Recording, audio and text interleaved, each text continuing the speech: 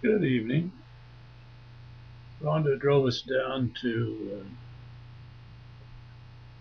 Capitol and at least down the hill. And we did a little shopping, had a big meal at the King's Buffet.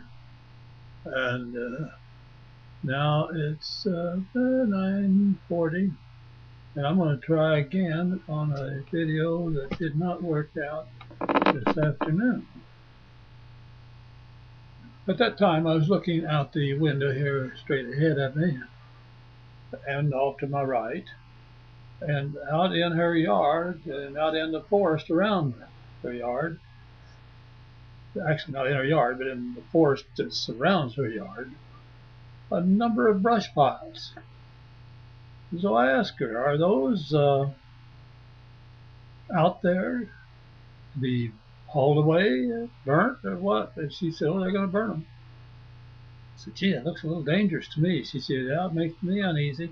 So, I looked there again, and my gosh, within 30, 40 yards of the house, there's two or three of those piles that are probably 10 feet across and probably 4.5 to 5 feet tall. In other words, a fair amount of combustible material.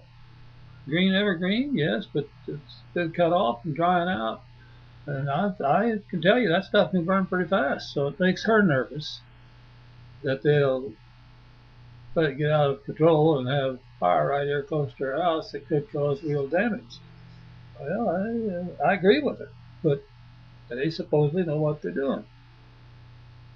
But it does make you uneasy because there's a lot of people in Tahoe that think that the big fire just a few years ago was caused by misjudgment by the foresters who were doing a backfire, and it got out of hand and did millions of dollars of damage.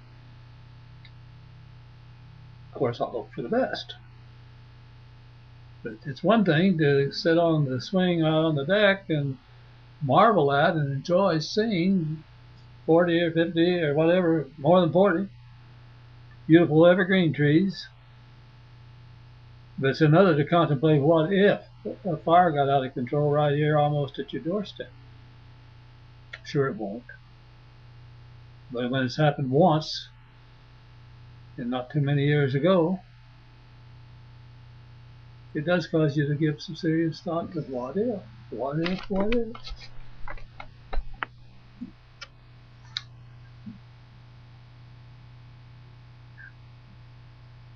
As you drive from here and take the easiest route to go down to Rayleigh's and to the Y, it's where the Highway 50 bends to head on over towards Nevada and down to the casinos.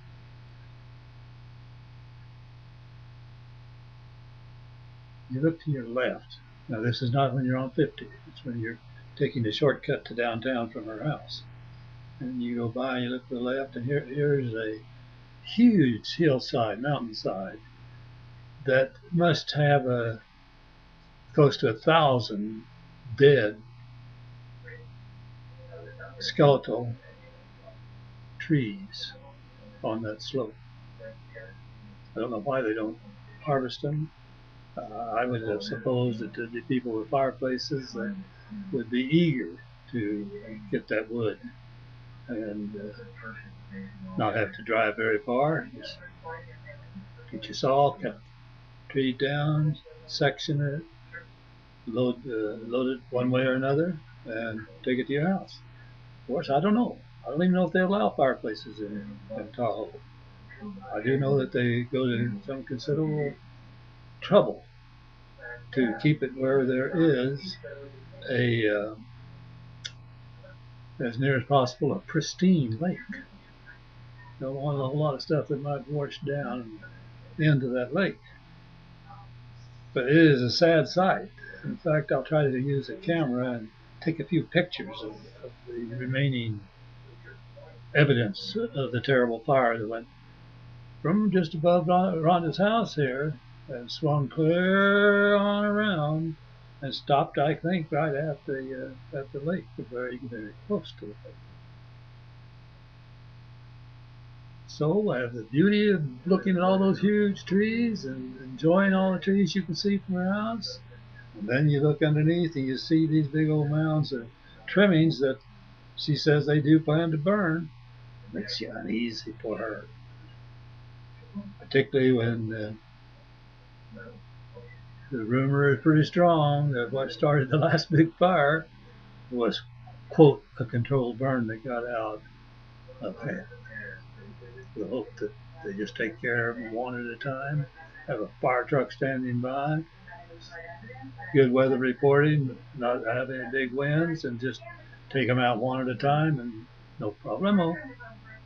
What you want to see is no problemo. Well, that's it for this evening, at least for this one. God bless.